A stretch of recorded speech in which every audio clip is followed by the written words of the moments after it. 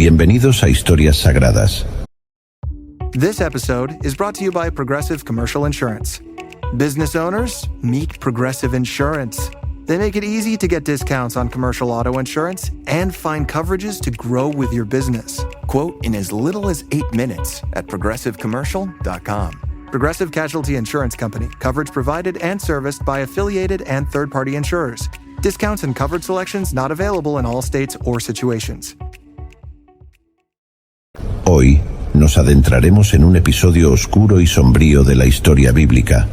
Un relato que nos muestra las consecuencias de la traición y la injusticia. Exploraremos la vida y el trágico final de dos figuras claves en los eventos que llevaron a la crucifixión de nuestro Señor Jesucristo, Anás y Caifás. Estos sacerdotes, llenos de poder y prestigio, se encontraron en el centro de una decisión que cambió para siempre el curso de la humanidad. Aunque sus nombres quedaron grabados en la historia como los hombres que condenaron a Jesús, pocos conocen los detalles de su caída y el trágico final que les aguardaba. Este es un relato que nos recuerda el peso de nuestras decisiones y cómo el juicio divino, tarde o temprano, llega a aquellos que actúan en contra del propósito de Dios. Acompáñenme a descubrir cómo los hombres que una vez ostentaron tanto poder cayeron en la desgracia y el olvido, pagando un alto precio por su participación en la muerte del Salvador. Comencemos. Anás y Caifás, los sumos sacerdotes de Jerusalén, se destacaron como figuras dominantes en un período de extrema agitación y desafío para Israel, en un tiempo en que el pueblo buscaba en sus líderes religiosos un ejemplo de integridad, devoción y conexión con Dios. El sacerdocio se había desviado de su propósito original, transformándose en un centro de poder corrupto y ambicioso. Bajo el liderazgo de Anás y Caifás, lo que debería haber sido un bastión de santidad, se convirtió en un engranaje más en la maquinaria política de la época, donde las ambiciones personales y la búsqueda del control prevalecían sobre el verdadero servicio a Dios. Anás, un hombre de mente aguda y maquinaciones complejas, encarnaba el arquetipo del líder religioso que había perdido su camino. A pesar de haber sido destituido oficialmente de su cargo por las autoridades romanas, su poder no disminuyó. De hecho, continuó ejerciendo una influencia considerable en los asuntos religiosos y políticos de Jerusalén, operando tras bambalinas como un maestro titiritero. Este poder no era accidental ni producto de la casualidad.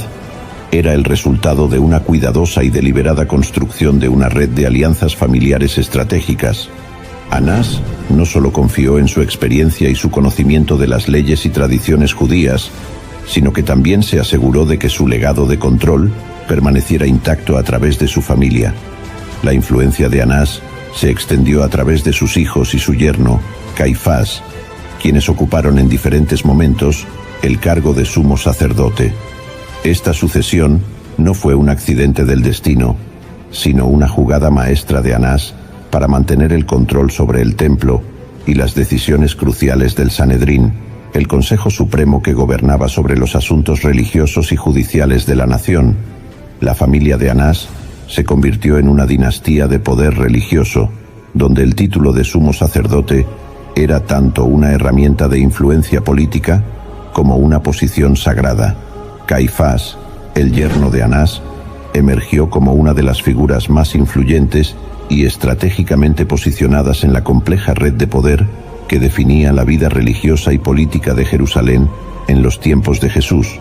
Aunque su ascenso al cargo de sumo sacerdote parecía natural dentro de la dinastía que Anás había creado, Caifás no se limitó a ser simplemente un ejecutor de las órdenes de su suegro. Si bien es cierto que en muchos aspectos era un instrumento de la voluntad de Anás, Caifás poseía una astucia y un instinto político que lo diferenciaban y que le permitieron consolidar y expandir el poder que había heredado. Caifás entendía que su autoridad como sumo sacerdote no solo dependía de su conocimiento de las leyes religiosas y de su capacidad para administrar los asuntos del templo, sino también de su habilidad para navegar las traicioneras aguas de la política romana. En un momento donde la presencia romana en Judea era tanto una amenaza como una realidad ineludible, Caifás se convirtió en un maestro del equilibrio político. Sabía que su supervivencia y la de su familia dependían de mantener una relación delicada pero mutuamente beneficiosa con los romanos. Los gobernadores romanos, que eran prácticos por naturaleza, valoraban la estabilidad por encima de todo. En Caifás encontraron un aliado confiable que podía mantener el orden entre los judíos, administrar las tensiones internas y asegurar que el templo, un centro neurálgico de la vida judía, continuara funcionando sin sobresaltos. Para los romanos, Caifás era el tipo de líder que podían apoyar, alguien que comprendía el juego del poder y que estaba dispuesto a hacer concesiones cuando era necesario para evitar conflictos mayores. Caifás, por su parte, supo aprovechar esta relación para asegurar su posición. Entendía que cualquier desafío abierto a la autoridad romana sería desastroso, tanto para él como para su familia, y que la clave para preservar su poder era una política de cooperación calculada con los ocupantes. Esta cooperación, sin embargo, no significaba una sumisión total. Caifás tenía que mantener el delicado equilibrio entre cumplir con las expectativas romanas y mantener su legitimidad ante el pueblo judío, que veía con desconfianza cualquier alianza con los gentiles. En este sentido, Caifás fue un político consumado. Su habilidad para mediar entre las demandas del Imperio Romano y las expectativas del pueblo judío le permitió consolidar un poder que, aunque parecía frágil, era en realidad sumamente robusto. Esto se evidenció de manera dramática en su manejo del caso de Jesús de Nazaret. Cuando Jesús comenzó a ganar popularidad, Caifás percibió un doble peligro. Por un lado, el desafío a su autoridad, y por otro, la posibilidad de que el movimiento de Jesús provocara una reacción violenta por parte de los romanos, quienes no tolerarían ningún tipo de insurrección. Fue en este contexto que Caifás mostró su verdadera astucia. Comprendió que Jesús, con su mensaje radical y su creciente número de seguidores, representaba una amenaza no solo para la estabilidad religiosa, sino también para el frágil equilibrio político que Caifás había trabajado tanto para mantener. La famosa frase que se le atribuye, «Conviene que un hombre muera por el pueblo», no solo refleja su disposición a sacrificar a Jesús para preservar el orden, sino que también revela su comprensión de la política del poder en su forma más cruda. Para Caifás, la eliminación de Jesús no era solo una cuestión de proteger su propio estatus, sino también de prevenir un conflicto que podría haber desestabilizado toda la región. Este pragmatismo político, aunque efectivo a corto plazo, estaba cimentado en una profunda moralidad distorsionada. Caifás, en su intento por mantener el control y evitar el caos, terminó participando en el mayor acto de injusticia de la historia: la condena de un hombre inocente que, en última instancia, era el Hijo de Dios. La ironía trágica es que al buscar preservar el orden, Caifás desencadenó un evento que transformaría el mundo para siempre, pero no de la manera que él esperaba. La intervención de Anás y Caifás en la condena y muerte de Jesús es uno de los episodios más sombríos y significativos de la historia bíblica, revelando no solo la complejidad del poder religioso y político de la época, sino también las profundas consecuencias de la ambición humana cuando se antepone al propósito divino. Desde el comienzo del ministerio de Jesús, Anás y Caifás lo veían con creciente inquietud. Jesús no solo estaba ganando una gran cantidad de seguidores, sino que también desafiaba abiertamente las enseñanzas y la autoridad de los líderes religiosos. Sus sermones, llenos de poder y autoridad, resonaban profundamente entre el pueblo, y su capacidad para realizar milagros lo marcaba como alguien especial, diferente a cualquier otro maestro o profeta. Sin embargo, fue su purificación del templo lo que encendió el odio y el temor de los sumos sacerdotes. Al volcar las mesas de los cambistas y expulsar a los vendedores, Jesús atacó directamente el sistema que Anás y Caifás habían construido, un sistema que no solo garantizaba su poder religioso, sino también sus beneficios económicos. Ante esta amenaza, Anás y Caifás comenzaron a tramar en secreto la forma de detener a Jesús. Sabían que cualquier movimiento en su contra debía ser calculado cuidadosamente. Jesús era popular entre la gente, y un ataque abierto podría desatar una revuelta. Además, las leyes romanas, bajo las cuales operaban, limitaban su capacidad para actuar con impunidad. Fue entonces cuando decidieron recurrir a la traición. La oportunidad llegó con Judas Iscariote, uno de los discípulos de Jesús, quien, motivado por razones que aún hoy se debaten, accedió a entregar a su maestro a cambio de 30 piezas de plata. Con esta traición en marcha, Anás y Caifás pudieron orquestar la captura de Jesús de manera rápida y discreta.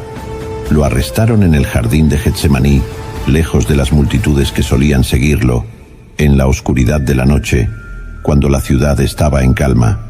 Jesús fue llevado primero ante Anás, quien, a pesar de no ser el sumo sacerdote en funciones, seguía siendo una figura de poder indiscutible. En esta audiencia preliminar, Anás interrogó a Jesús, buscando cualquier razón que justificara una acusación formal. Sin embargo, Jesús permaneció en silencio ante la mayoría de las preguntas, y cuando habló, lo hizo con una calma que desconcertó a su interrogador. No logrando encontrar suficiente motivo para condenarlo, Anás envió a Jesús ante Caifás y el Sanedrín, el Consejo Supremo de Ancianos Judíos. Caifás, como sumo sacerdote, presidió el juicio ante el Sanedrín. Este juicio, sin embargo, fue una parodia de justicia desde el principio. Se celebró en la noche, una violación directa de la ley judía, que prohibía juicios nocturnos en casos de pena capital. Los testigos fueron convocados apresuradamente, y sus testimonios fueron confusos y contradictorios. A pesar de estos fallos, Caifás estaba decidido a condenar a Jesús. Finalmente, le hizo una pregunta directa. ¿Eres tú el Cristo, el Hijo de Dios? Jesús respondió afirmativamente, declarando que verían al Hijo del Hombre sentado a la diestra del poder y viniendo en las nubes del cielo. Con esta declaración, Caifás rasgó sus vestiduras en un acto simbólico de indignación, declarando que Jesús había blasfemado, un delito que, según la ley, merecía la muerte. Sin embargo, había un problema. Aunque el Sanedrín podía condenar a Jesús por blasfemia según la ley judía, no tenía la autoridad para ejecutar la pena de muerte bajo la ocupación romana. Anás y Caifás sabían que, para lograr su objetivo, debían convencer al gobernador romano, Poncio Pilato, de que Jesús representaba una amenaza no solo religiosa, sino también política. Al amanecer, llevaron a Jesús ante Pilato, presentando un nuevo conjunto de acusaciones. En lugar de blasfemia, lo acusaron de proclamarse rey de los judíos, una afirmación que bajo la ley romana podría interpretarse como un acto de traición contra el emperador. Pilato, al principio, estaba renuente. No veía en Jesús una amenaza real y, según los evangelios, estaba convencido de su inocencia. Pero Anás y Caifás, con la multitud que habían convocado a su favor, presionaron al gobernador, insinuando que cualquier acto de clemencia hacia Jesús podría interpretarse como un acto de deslealtad hacia Roma. Pilato, temeroso de una revuelta y preocupado por su posición, cedió finalmente a las presiones. Intentó liberar a Jesús ofreciendo al pueblo la opción de indultarlo o liberar a Barrabás, un conocido criminal. Pero bajo la influencia de los sumos sacerdotes, la multitud clamó por la crucifixión de Jesús y la liberación de Barrabás. Con esta decisión, el destino de Jesús quedó sellado. Anás y Caifás habían logrado lo que se habían propuesto: la eliminación de la amenaza que Jesús representaba para su poder y autoridad. Pero su victoria fue momentánea y cargada de ironía. En su esfuerzo por preservar su control, no se dieron cuenta de que estaban cumpliendo un plan mucho más grande, uno que trascendía el poder terrenal y la política de la época. Jesús fue crucificado, pero en su muerte y resurrección se desató un movimiento que cambiaría el curso de la historia para siempre. La historia de Anás y Caifás, los sumos sacerdotes que desempeñaron un papel crucial en la condena de Jesús, es profundamente trágica y llena de misterio, especialmente en lo que respecta a sus muertes. Aunque los evangelios y otros textos antiguos ofrecen poca información sobre su destino final, existen tradiciones y relatos, como los encontrados en el libro The Son of God de Archie D. Wood, que nos arrojan un poco de luz sobre el final sombrío de estos líderes religiosos. Anás, quien alguna vez fue el poderoso patriarca de una dinastía sacerdotal, vio cómo su influencia se desmoronaba después de la crucifixión y resurrección de Jesús. Aunque no hay registros detallados en las Escrituras sobre su muerte, el capítulo 48 del libro The Son of God sugiere que su final fue marcado por la traición y la locura. Según este relato, Anás fue ahorcado con una cuerda fuerte por órdenes de su propio yerno, Caifás. Esta ejecución es especialmente significativa, ya que muestra cómo el poder que Anás había acumulado durante toda su vida se volvió en su contra. Caifás, viendo a Anás como un obstáculo, o tal vez temiendo por su propia posición, decidió eliminarlo de la manera más despiadada posible. La ejecución de Anás a manos de Caifás no solo es un acto de traición, sino también una señal del colapso total del orden que ambos habían intentado mantener a toda costa. El libro también menciona que Anás, antes de ser ejecutado, había comenzado a mostrar signos de locura.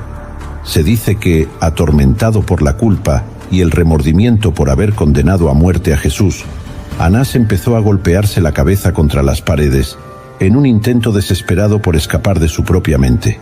La idea de que había matado al Mesías, aquel que debía ser el Salvador de Israel, lo sumió en un abismo de desesperación del que nunca pudo salir. Esta locura, posiblemente alimentada por la presión de los eventos y su creciente aislamiento, lo llevó a un final indigno y desolador. Caifás, quien sucedió a Anás en el poder y desempeñó un papel fundamental en la condena de Jesús, también encontró un final terrible. Al igual que su suegro, Caifás fue destituido de su cargo poco después de la resurrección de Jesús, un signo de la inestabilidad que había comenzado a consumir el liderazgo religioso de Jerusalén. Sin embargo, su destino final fue mucho más violento. Durante la toma de Jerusalén por las fuerzas romanas, Caifás fue asesinado de manera brutal. El relato sugiere que fue arrastrado y asesinado de forma miserable, un final que contrasta fuertemente con el poder y la autoridad que una vez ostentó. Su muerte en la toma de Jerusalén es simbólica, ya que representa la destrucción del antiguo orden que Caifás y Anás habían personificado.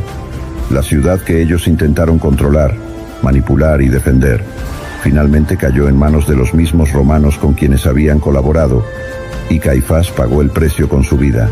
La miseria de su muerte, arrastrado y asesinado sin piedad, refleja el juicio divino sobre aquellos que, en su ambición, se opusieron a los propósitos de Dios. El hecho de que Caifás muriera durante la destrucción de Jerusalén, un evento que los cristianos interpretaron como un juicio de Dios sobre la nación por rechazar a Jesús, añade una capa adicional de significado a su trágico final. En 1990, mientras se construía una carretera en las afueras de Jerusalén, los arqueólogos descubrieron una cueva antigua que contenía varias tumbas. Entre ellas, se encontraba la tumba de la familia de Caifás, lo que proporcionó una conexión física con este oscuro capítulo de la historia. Los osarios encontrados en la tumba, algunos de los cuales llevaban inscripciones con el nombre de Caifás, confirmaron la identidad de los restos. Este descubrimiento arqueológico no solo arroja luz sobre la existencia histórica de Caifás, sino que también simboliza el final de una dinastía marcada por la traición y la injusticia. La tumba, oculta durante siglos en las faldas de Jerusalén, es un recordatorio de que, aunque el poder terrenal puede parecer invencible, finalmente es transitorio. La tumba, ahora un sitio de interés arqueológico, permanece como un testimonio silencioso de la caída de aquellos que intentaron desafiar los designios divinos. La muerte de Anás y Caifás, como lo relata la tradición y algunos textos antiguos, es un relato de traición, locura y violencia. Ambos hombres, que una vez ejercieron un poder casi absoluto en Jerusalén, encontraron finales terribles y deshonrosos, marcados por la culpa y el juicio. El destino de Anás, colgado por su propio yerno y sumido en la locura, y el brutal asesinato de Caifás durante la toma de Jerusalén, subraya el juicio inevitable sobre aquellos que se oponen al plan de Dios. La tumba de la familia de Caifás, descubierta siglos después, sirve como un recordatorio permanente de la fragilidad del poder humano y la inevitabilidad del juicio divino. En aquel día sombrío y crucial en la historia, yo, un centurión romano, estaba presente supervisando la crucifixión de Jesús. Era un soldado endurecido por la guerra, acostumbrado a la brutalidad y la muerte, pero algo en ese evento específico estaba a punto de cambiar mi vida para siempre. Mi responsabilidad era garantizar que la ejecución ocurriera sin problemas. Estaba acostumbrado a seguir órdenes rígidas y a mantener el orden en medio del caos. Sin embargo, ese día sería extraordinariamente diferente de cualquier otro que había experimentado. Yo soy el centurión romano que traspasó el costado de Jesús en la crucifixión, y esta es mi historia. Mi posición exigía un carácter frío y eficiente. Era responsable de 100 soldados, y mi ascenso en las filas del ejército romano se debió a mi valentía, inteligencia y habilidad para manejar situaciones extremas. El papel que desempeñaba requería una capacidad para separar mis emociones del deber. No obstante, los eventos de ese día desafiarían esa separación, obligándome a confrontar mis propias creencias y emociones.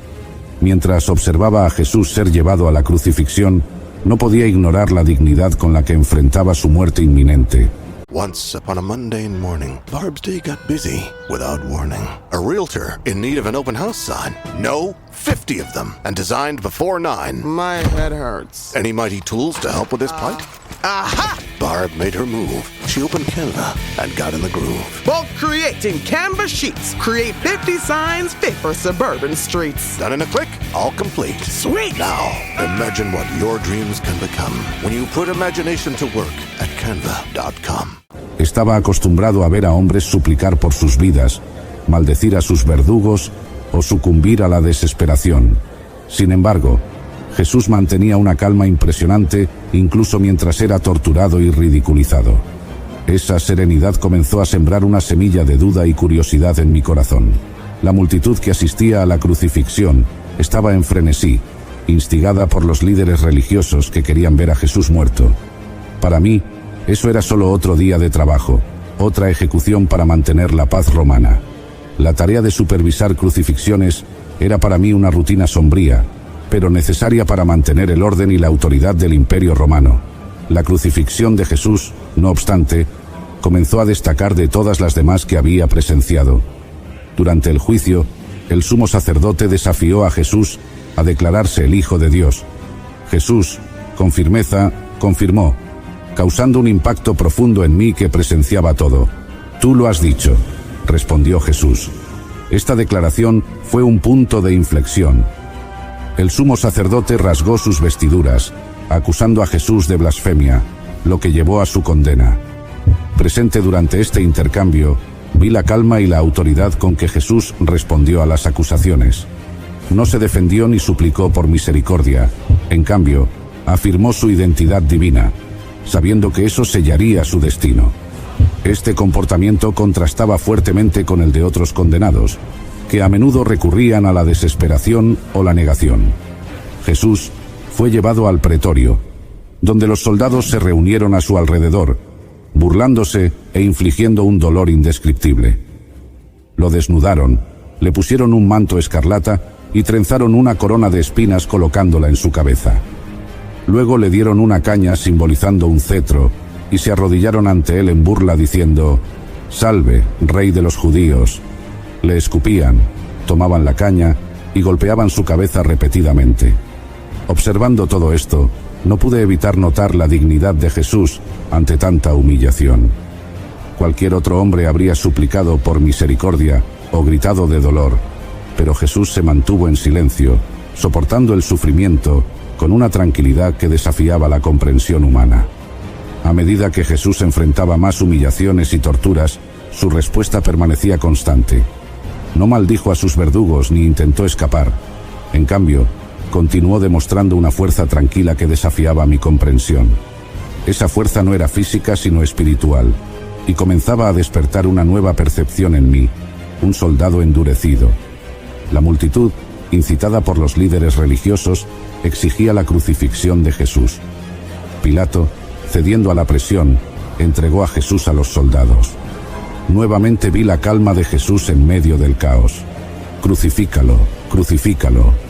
Resonaban los gritos de la multitud, mientras Pilato se lavaba las manos, simbolizando su intento de eximirse de la culpa por la condena de un hombre inocente. Estaba acostumbrado a la violencia y la sed de sangre de las multitudes. Había visto muchas veces a las masas exigir la muerte de los condenados. Sin embargo, la intensidad del odio dirigido a Jesús era inusual. Sabía que los líderes religiosos estaban detrás de eso, manipulando a la multitud para asegurar la ejecución de Jesús. Esa manipulación no era nueva, pero el blanco de su odio era lo que me perturbaba. Mientras Jesús cargaba su cruz por las estrechas calles de Jerusalén, cayendo bajo el peso, me vi obligado a intervenir, ordenando a Simón de Cirene que ayudara a cargar la cruz. Este simple acto de compasión, ordenado por mí, mostró que incluso en mi papel de ejecutor no era insensible al sufrimiento humano. Vi en Jesús a un hombre que no merecía ese destino. A medida que la procesión avanzaba, la multitud continuaba burlándose e insultando a Jesús. Sin embargo, Jesús no devolvió el odio, permaneció en silencio, soportando todo con una dignidad que desafiaba las expectativas. Ese comportamiento contrastaba con la reacción típica de otros condenados, que frecuentemente responden a la violencia con violencia o desesperación. Cuando llegaron al lugar, clavaron a Jesús en la cruz y la elevaron entre dos ladrones, cumpliendo la profecía de Isaías sobre él ser contado entre los transgresores. La multitud continuaba burlándose de él, y los líderes religiosos lo desafiaban a bajar de la cruz si realmente era el Hijo de Dios. Incluso uno de los criminales crucificados a su lado se unió a las burlas de la multitud. Pero Jesús permaneció en silencio, demostrando una fuerza interior que confundía a sus ejecutores. Mientras Jesús era clavado en la cruz, no expresó odio ni ira. Por el contrario, pidió al Padre que perdonara a aquellos que lo crucificaban, incluyendo a mí mismo. Padre, perdónales porque no saben lo que hacen. Estas palabras, pronunciadas en medio de la agonía, revelaron una profundidad de amor y compasión que desarmó mi corazón. Acostumbrado a escuchar gritos de dolor y maldiciones, me sorprendió esta oración. Nunca antes había presenciado a un hombre, especialmente uno que estaba siendo ejecutado de manera tan cruel, pedir perdón para sus verdugos. Esta demostración de misericordia comenzó a romper la dureza de mi corazón, plantando en mí una semilla de duda sobre todo lo que había conocido y creído. A medida que las horas pasaban, la naturaleza también comenzó a reaccionar al sufrimiento de Jesús. La oscuridad cayó sobre la tierra al mediodía, durando hasta las 3 de la tarde. Este fenómeno sobrenatural aumentó el sentimiento de pavor y reverencia entre los presentes. Viendo la creación reaccionar de manera tan dramática, me vi obligado a reconocer que algo mucho más grande estaba sucediendo. La oración de Jesús, pidiendo perdón para sus verdugos, resonaba en mi mente. Nunca antes había oído a alguien orar por sus enemigos de esa manera. Esta demostración de amor y compasión contrastaba fuertemente con la brutalidad del acto de crucifixión. Comencé a preguntarme quién era este hombre que podía amar tan profundamente incluso en medio de la tortura.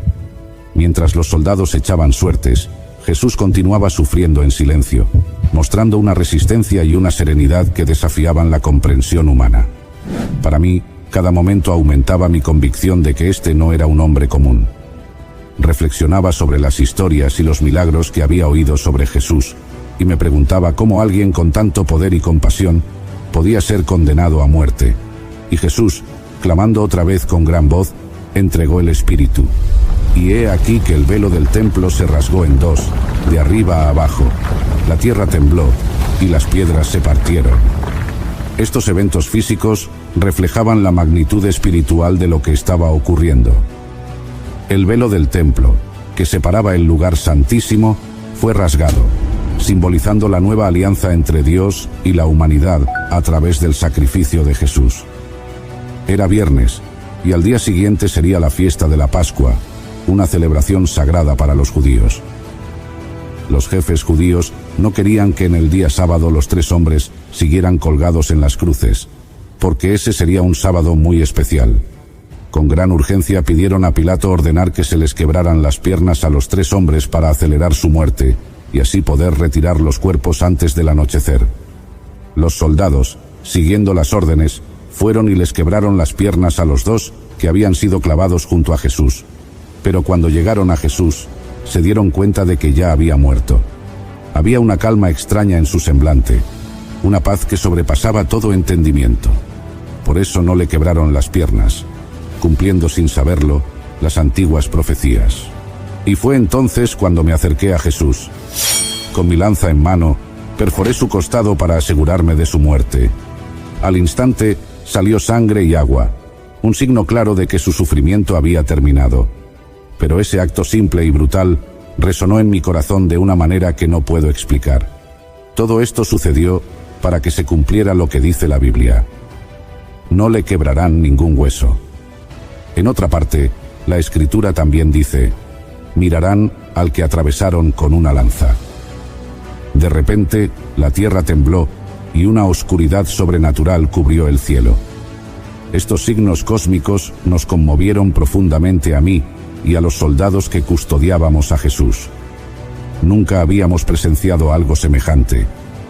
Desde la hora sexta hasta la hora novena, hubo tinieblas sobre toda la tierra. Este fenómeno sobrenatural aumentó el sentimiento de pavor y reverencia entre nosotros, dejando claro que la crucifixión de Jesús era un evento extraordinario. Viendo la creación reaccionar de manera tan dramática, me vi obligado a reconocer que estaba ante un momento único en la historia. La tierra tembló y las rocas se partieron, mostrando que la naturaleza estaba de luto por la muerte del Hijo de Dios. Para entonces, mis hombres y yo estábamos llenos de miedo. Estábamos acostumbrados a lidiar con el peligro y la muerte, pero esta experiencia era diferente. No solo estábamos presenciando una ejecución, estábamos siendo testigos de una manifestación del poder divino. Al ver el terremoto y las cosas que habían sucedido, mis compañeros y yo, llenos de miedo y asombro, dijimos: en verdad, este era el Hijo de Dios. Era una confesión que nacía del alma, un reconocimiento de la divinidad de aquel hombre que habíamos crucificado. Muchas mujeres, que desde Galilea habían seguido a Jesús para servirlo, estaban allí mirando de lejos. Entre ellas estaban María Magdalena, María la madre de Jacobo y de José, y la madre de los hijos de Zebedeo. Ellas observaban con el corazón lleno de dolor, pero su presencia silenciosa y fiel daba testimonio del amor y la dedicación que Jesús había inspirado en sus seguidores. Yo fui testigo de todo esto, y sé que es cierto. Vi con mis propios ojos la serenidad de Jesús, sentí en mi corazón la verdad de sus palabras, y presencié los signos divinos que acompañaron su muerte. Cuento la verdad para que ustedes crean. Yo, un centurión romano, fui testigo de la crucifixión de Jesús. No murió por las rocas, sin embargo, las rocas fueron más tiernas que nuestros corazones, por quienes Él derramó su sangre. Vi todo lo que sucedió ese día y al final no pude evitar declarar: verdaderamente, este era el Hijo de Dios. Esta confesión no fue solo por las señales externas como la oscuridad y el terremoto, sino también por lo que observé en Jesús durante todo el proceso de tortura y crucifixión. Yo, un hombre acostumbrado a la brutalidad de la guerra y la muerte, fui profundamente conmovido por lo que vi y oí ese día. Vi la dignidad, la compasión y el amor de Jesús, incluso en medio de la agonía. Esto contrastaba fuertemente con la brutalidad y la crueldad que yo estaba acostumbrado a ver en otras ejecuciones. Mi proclamación fue un acto de valentía y fe. Estaba rodeado por soldados y líderes religiosos que habían condenado a Jesús a muerte, pero aún así, declaré mi creencia en su divinidad. Ese fue un hito en mi vida, un momento de transformación que me llevó a reconocer la verdad sobre quién era Jesús. Mi declaración también fue un testimonio para aquellos que estaban presentes. La confesión de un soldado romano endurecido por la batalla dio credibilidad a la divinidad de Jesús. La muerte de Jesús comenzó a tener un impacto inmediato, tocando mi corazón, que estaba allí para supervisar su ejecución. Comencé el día como un ejecutor, pero lo terminé como un creyente. A medida que las horas pasaban, reflexioné sobre los acontecimientos. Pensé en el significado de las palabras de Jesús y en el impacto de los eventos que presencié. La oración de Jesús pidiendo perdón para nosotros, sus verdugos, los signos sobrenaturales y la serenidad de Jesús ante la muerte. Estos momentos continuaron resonando en mi mente, y cada momento de ese día reforzó mi convicción de que había presenciado algo extraordinario. Mi mente estaba llena de preguntas. ¿Quién era este hombre que ayudé a crucificar? ¿Cómo podía alguien soportar tanto dolor y humillación con tanta dignidad? This episode is brought to you by LinkedIn. Healthcare professionals can lead their careers with LinkedIn. Discover jobs by specialty, preferred shifts, and even desired salary. From mental health therapists to radiology technicians, it's now faster and easier for healthcare professionals to find the right fit. Learn more at linkedin.com/healthcare. Side effects may include faster job placement, improved work-life balance, and increased career satisfaction. ¿Por qué la naturaleza respondió tan dramáticamente a su muerte? Estas preguntas comenzaron a consumir mis pensamientos, llevándome a buscar respuestas. Las palabras de Jesús al sumo sacerdote, afirmando que él vería al Hijo del Hombre sentado a la derecha del poder y viniendo sobre las nubes del cielo, resonaban en mi mente. Empecé a darme cuenta de que la crucifixión no era el final, sino el comienzo de algo mucho mayor. Acostumbrado a lidiar con la muerte, comencé a vislumbrar la promesa de vida eterna a través de Jesús. Mientras reflexionaba, no pude evitar pensar en la responsabilidad que cargaba. Había supervisado la ejecución de un hombre justo, un hombre que ahora creía que era el Hijo de Dios. Ese peso de responsabilidad comenzó a transformar mi visión de mí mismo y del mundo a mi alrededor. Ya no era solo un soldado romano. Ahora era alguien que había sido tocado por la verdad divina. Algo dentro de mí empezó a cambiar. Yo, un soldado endurecido por la guerra y la muerte, sentí mi corazón ser tocado por el mensaje de amor y perdón de Jesús. La brutalidad que había presenciado y participado a lo largo de mi carrera ahora parecía vacía y sin sentido ante la compasión y la misericordia que Jesús demostró en la cruz. Comencé a sentir una nueva conciencia espiritual despertando dentro de mí. Había visto a muchos hombres morir, pero la muerte de Jesús era diferente. Había una santidad y una paz en la forma en que Jesús enfrentó su ejecución que era imposible de ignorar. Esta experiencia empezó a romper la dureza de mi corazón, llevándome a reconsiderar mis creencias y valores. Mi transformación interior no fue inmediata, sino gradual. A medida que reflexionaba sobre los eventos de ese día, sentí una creciente necesidad de buscar la verdad. Empecé a preguntarme sobre el significado de la vida y la muerte, y sobre el propósito de mi propia existencia. Esta búsqueda espiritual me llevó a un viaje de descubrimiento y autoconocimiento. Antes era conocido por mi eficiencia y frialdad, pero ahora empecé a demostrar señales de compasión y humildad. Comencé a tratar a mis subordinados y prisioneros con más humanidad, reflejando la influencia de Jesús en mi vida. Mi transformación interior fue un testimonio del poder de la cruz para cambiar corazones y mentes, llevándome a una nueva comprensión de amor y justicia. El impacto de ese día no se limitó solo a mí. Otros soldados y espectadores también fueron profundamente afectados por lo que vieron y oyeron. La crucifixión de Jesús dejó una marca indeleble en todos los presentes, llevando a muchos a cuestionar sus creencias y a buscar la verdad. La muerte de Jesús comenzó a esparcir semillas de fe que germinarían en las semanas y meses siguientes. Entre los presentes estaban las mujeres que acompañaron a Jesús desde Galilea, incluyendo a María Magdalena, María madre de Santiago y José, y la madre de los hijos de Zebedeo. Ellas observaron todo desde lejos, pero su amor y devoción a Jesús eran innegables.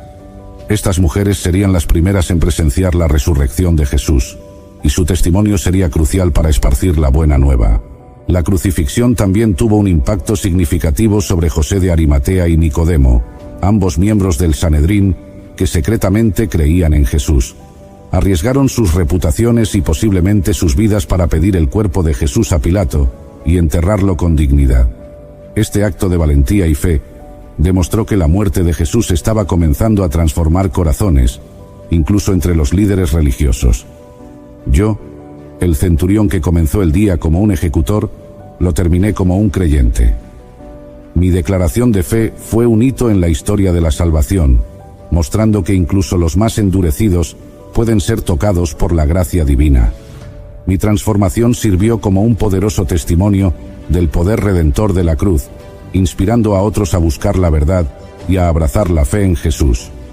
María Magdalena, una seguidora devota de Jesús, también estaba presente. Su testimonio sobre la resurrección de Jesús añadió más credibilidad a mi experiencia. Ella fue la primera en ver a Jesús resucitado, y su historia inspiró a muchos a creer en el poder de la resurrección. María Magdalena fue y anunció a los discípulos: «He visto al Señor», y les contó lo que él le había dicho. María Magdalena era una mujer que había sido liberada de 7 demonios por Jesús. Su gratitud y amor por él eran profundos, y lo siguió fielmente, apoyando su ministerio. Cuando Jesús fue crucificado, ella permaneció al pie de la cruz, presenciando su sufrimiento y muerte. Su presencia constante al lado de Jesús, durante sus momentos más difíciles, mostró su devoción inquebrantable. La resurrección de Jesús fue un momento de gran alegría y transformación para María Magdalena. Corrió para contar a los discípulos, que estaban escondidos por miedo a los líderes judíos. Su mensaje trajo esperanza y renovó la fe de aquellos que estaban desanimados. La experiencia de María Magdalena como testigo ocular de la resurrección fue un poderoso testimonio que ayudó a esparcir la buena nueva. Al escuchar el testimonio de María Magdalena y de otros seguidores de Jesús, mi fe se fortaleció aún más. La resurrección de Jesús confirmó todo lo que había presenciado durante la crucifixión. Vi que la muerte no tenía la última palabra y que la vida eterna era una realidad prometida por Jesús. Este entendimiento profundo me llevó a compartir mi propia experiencia y fe con otros. Después de la resurrección de Jesús, comencé a compartir mi experiencia con otros. Conté cómo había presenciado los eventos extraordinarios en la crucifixión, incluyendo los signos sobrenaturales y la compasión de Jesús. Mi historia conmovió muchos corazones y llevó a muchos a la fe en Cristo. Me convertí en uno de los primeros en reconocer públicamente la divinidad de Jesús, mostrando que el mensaje de Jesús era para todos, judíos y gentiles. La crucifixión y la resurrección de Jesús tuvieron un impacto profundo y duradero. Mi historia, de comenzar el día como un ejecutor y terminarlo como un creyente, es un poderoso testimonio del poder transformador de la cruz. El mensaje de Jesús continúa tocando corazones y cambiando vidas, tal como lo hizo hace más de 2000 años. Que todos podamos ser inspirados por la fe y el amor de Jesús, siguiendo su ejemplo de compasión y misericordia. El sacrificio de Jesús en la cruz es el acto supremo de amor y gracia de Dios para con la humanidad. Cumple las promesas y profecías del Antiguo Testamento, establece una nueva alianza, trae redención, justificación y reconciliación, y ofrece la promesa de la vida eterna. Este evento central del cristianismo revela el corazón de Dios y su plan de salvación para toda la humanidad. Es una invitación para todos a reconciliarse con Dios a través de la fe en Jesucristo y a experimentar la transformación que viene de la gracia redentora de Dios. Gracias por llegar hasta el final de este episodio de Historias Sagradas. Si te ha gustado este video, no olvides darle un me gusta y compartirlo con tus amigos y familiares. Suscríbete a nuestro canal y activa la campanita para no perderte ninguno de nuestros próximos episodios. Hasta la próxima, y que Dios te bendiga abundantemente.